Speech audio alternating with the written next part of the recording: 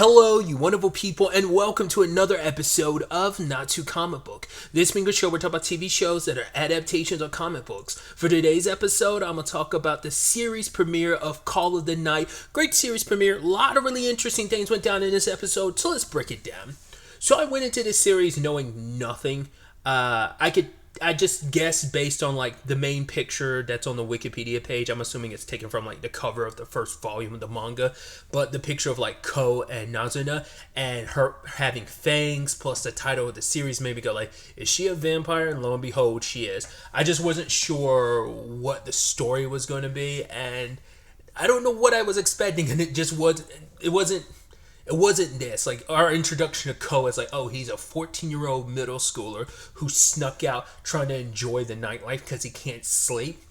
It's interesting because obviously we find out a little bit about him at school where it's like some girl confessed to him, but he didn't really know how to respond to that because he's like, I don't know anything about love, or I don't know if it's like he's just not in touch with his feelings or he's just oblivious to it or whatever.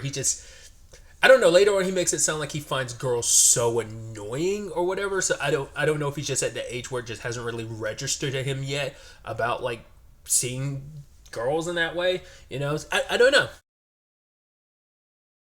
But yeah, like him just sneaking out and enjoying the nightlife and he's swinging. Because the way he was acting on a swing, I'm like, have you never been out, or is it just like, I wonder, does he have like a stricter upbringing where he just has no, like, he doesn't have any free time to just live and enjoy himself? Because it could be like he has a very strict family that wants him to do this and do that, but you think they'd be a little bit more on top of him, making sure he doesn't sneak out. Could always be like his parents have like nighttime jobs, or at the very least they work extremely late, allowing him to stay. I mean, because he was closing the door to their place, trying to be super quiet, so you'd assume they are still there. So I don't know. That was just interesting. But maybe the whole point is just, once again, the atmosphere of the nightlife. And it's like, oh, I'm swinging on this swing at night. You know, you do it. Oh, God, what is it? Was it a SpongeBob episode? Or was it an Ed, Ed, and Eddie episode? I actually don't. It might have been a SpongeBob episode. It's like, oh, you're doing this. It was definitely a SpongeBob episode. Doing this at night. It's kind of like the appeal of doing things at night. It makes it a cooler atmosphere. Which the atmosphere of this anime makes me think specifically of Persona 5 at night. I don't know why. I mean, it's not like the nightlife in Persona 5 is anything like crazy. I mean, you know, certain confidants and certain things can only be done at night, like, you know, working your part time at the job where you at the bar where you meet one of your confidants. But like that's about it. But it kind of has like, especially like some of the musical score kind of feels like, feels Persona-esque. And I do love the animation style and just like how like bright and stylized everything is, especially like the backgrounds in the city. He tried to take advice from people online about what to kind of do when you can't sleep, and most of the advice was, well, some of the advice was like, oh, call a friend if you don't, you know, or someone you trust. And then the rest of the advice was purely like, yo, booze is a good solution. So he wanted to go to a vending machine and get some booze. And that's when he runs into Nazuna. And she's just like, oh, come along. I'll show you the nightlife. They run into some guys who are pretty wasted. And she kind of high fives all of them. They're like, yeah, yeah. And she's telling Ko to kind of live it up a little bit, just like the wonders of night. You know, it's just like, oh, like the comfortability there, because she's like, people usually are up at night because one, there's stuff they want to stay up and watch, or there's stuff they want to do. It's more likely like, so they're so bored with the day because their day was so boring that they use nighttime to fulfill what they want to do, you know, kind of make up for having like a boring day. And so, you know, it's like, oh, you need to kind of let your inhibitions run wild, which Ko doesn't really know how to do that. So he goes back and tries to high five some of the drunks, gets thrown up on a little bit, and then immediately gets invited to Nazuna's place, and it's like, oh, let's sleep together. He's like, oh, you want to do something dirty? She's like, no, we're just gonna lay together. And he was like, that's dirty. And so, but for him, it's like, it's strange, like laying down next to her. He's like, I'm just gonna fake being asleep, but it made him feel calm. It's like, oh, I actually do feel comfortable enough to like to sleep next to her. And she's like, oh, are you asleep? You're asleep already? She's like, oh my God, thank goodness. I couldn't hold myself back, and proceeds to drink his blood. But then he wakes up and she just comes up to lay me. She was like, a mosquito. He's like, oh, a mosquito, a mosquito. She's like, yeah, I slapped it. He's like, oh, you slapped it, you slapped it. She's like, you're not believing this, are you? He's like, no. She's like, it's a pretty lame excuse. He's like, yeah, there's literally blood still around your mouth. And just the cavalier nature of him be like, so, are you a vampire? She's like, yeah, something like that. And it's like, am I going to turn into a vampire? And she's like, no. He's like, oh, wait, why not? And at first it almost seemed like he was offended. Like, wait, why didn't you turn me into a vampire? Because she's like, right, like, I drink blood just for the purposes of eating, you know? I mean, that's the main reason why vampires drink blood. I think it's interesting Cole's perspective was he thinks when vampires bite people to drink their blood, it's like, oh, you go into it trying to, you're trying to make more vampires. But she's like, I have no interest in doing that. Like the whole offspring thing. She's like, other people do that. I have no interest in it. I just do it for food. Which she finds Ko's blood particularly delicious. I wonder if there's something special about it. Maybe it's just, just has one of those blood types. It's just really delicious. It's really interesting too because she says like, it's so interesting like the way she talks about the night, like it's this living entity where like it's almost like chakra or chi is in the air at night and it flows into you, and basically like when you kind of absorb some of that, I guess like I'm taking it literal, but she probably does mean it figuratively. Like once you absorb the energy of the night, once you kind of lift it up and enjoying yourself, that's when your blood's at its sweetest, specifically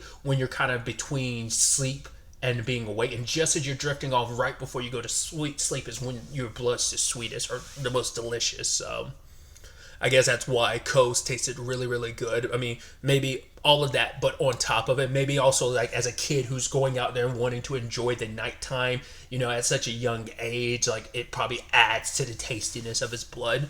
But yeah, she basically explains that in this world, to make vampires, you have to like, the person has to be in love with a vampire and then get their blood sucked, which I was like, oh, that's an interesting caveat. But it's like, yeah, as long as someone doesn't fall in love with you, you can just drink their blood without issue. I mean, because there's different rules to vampirism and different continuities. Like, you take, like, the Vampire Diaries, which I think this is kind of, like, more often than not the case. It's basically you, well, no, because I think there are some vampire stories that straight up, like, once you suck someone's blood, they become, like, either a ghoul or a vampire, or your servant at the very least. But, like the Vampire Diaries, you have to have, that person has to drink vampire blood and die with vampire blood in their system. And once they do, they come back as a vampire. I think about like Rosario Plus Vampire, which I've been referencing quite a few different times recently. I just really enjoy the series, but there's always like interesting points of reference I can make parallels to other things I'm watching or whatever. But in this case, like in that series, vampirism, I mean, it's not full-blown vampirism because like it kind of leads to vampirism, but like Sukun doesn't become a vampire. He becomes a ghoul, but basically it's like Mocha, the main vampire character, injects blood into a human and it gives him temporary vampiric like agility and strength and power, but eventually it turns him into a ghoul, making him somewhat a vampire but not really a vampire. So I doubt anything like that's going to happen in this series, but it was just kind of it's just like I said, fascinating parallel to make of just like that was kind of a different rule where you just like, I mean, I guess it's the equivalency of like making someone drink vampire blood, but like literally just like injecting your blood. It's kind of like what you specifically have to do in that continuity. I just think it's kind of interesting. But we find out that Ko basically quit school, which I'm like, how do you do that? Specifically in Japan, how do you just like quit school as a teenager without anyone finding out? Like, do your parents just not care and you're able to just do that? Or like, how are you? He makes it seem like he's going off to school, but he's not. So I'm like, for one, what are you doing during the day? And that's going to be so interesting too, considering like this is when things really kick into overdrive, is at night. That seems to be where most of the story is going to take place. So I'm curious like what the day sections are going to be look like. Are they just going to completely skip over and just make it so like the series, happens entirely at night? Because what I also feel like might be the crux of this story is like Nazuno was saying like basically like, oh, I help people kind of find their freedom at night. So I'm wondering, is that going to be what the story is, like her showing off the nighttime to Ko, but just like, oh, look at all these interesting people and characters we meet throughout the night, and we're kind of helping them with their problems while also helping Ko find some enjoyment and get something out of this nightlife that he can't get during his boring day life. Nazuna, at the very least, is getting a meal out of it because Ko is asking her, is like, please turn me into a vampire. She's like, I have no interest in that. What I'll do is I'll keep drinking your blood. If you end up falling in love with me, then we'll cross that bridge when we cross that bridge. But other than that, I'm not going to like do anything. I'm not going to make you fall in love with me or anything. I'm just going to keep drinking your blood. But I'm also going to show you the nightlife and stuff like that. Obviously, kick him off the building at the top, at the end of the episode, but swooping in, grabbing him, and he's like, right, like, and swirling around, full blown. Wasn't expecting her to be able to straight up fly like that. But yeah, makes me wonder what else she can do as a vampire. I'm also curious if it's going to be like, speaking of Rosario plus Vampire, where like that series is filled with like monsters slash yokai. So I'm curious if this is going to have other supernatural beings like outside of vampires, or is it just going to be mainly through a vampiric lens through Nazuna, or what? Like, are all the other characters going to just be humans who don't know what she is? I'm curious to see how that works. I wonder will they even bother diving deep into like the vampiric lore of like, where does Nazuna come from? How did she become a vampire? Was she born one? Did someone make her one? Obviously, the whole, oh yeah, like a person falling in love with a vampire and then having their blood drank is the same equivalency as when like a mom and a dad end up copulating. Obviously, using the most fancy word for sex. I had to like double check that because I was like that word just sounds weird and wrong with the way I'm pronouncing it. Whatever the case may be. So quite the interesting introduction to the story, quite the interesting duo. Once again, it's going to be interesting to see what the structure of the story looks like going forward, but it's kind of an interesting premise setup, and I'm just curious to see like how that continues to play out. I should also note, it's kind of interesting, the intro and outro song are done by Creepy Nut. Creepy Nuts. I believe it's Creepy Nuts, not Creepy Nut. Obviously, I know them more recently for doing the opening for season 1 of Dan to Dan.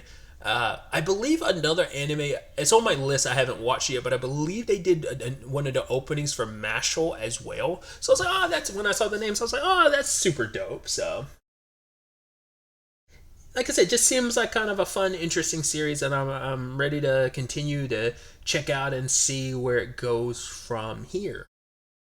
But yeah, I've run my mouth long enough. Till the next time we meet, be happy, be safe, live life to the fullest, and enjoy it. Good day and goodbye.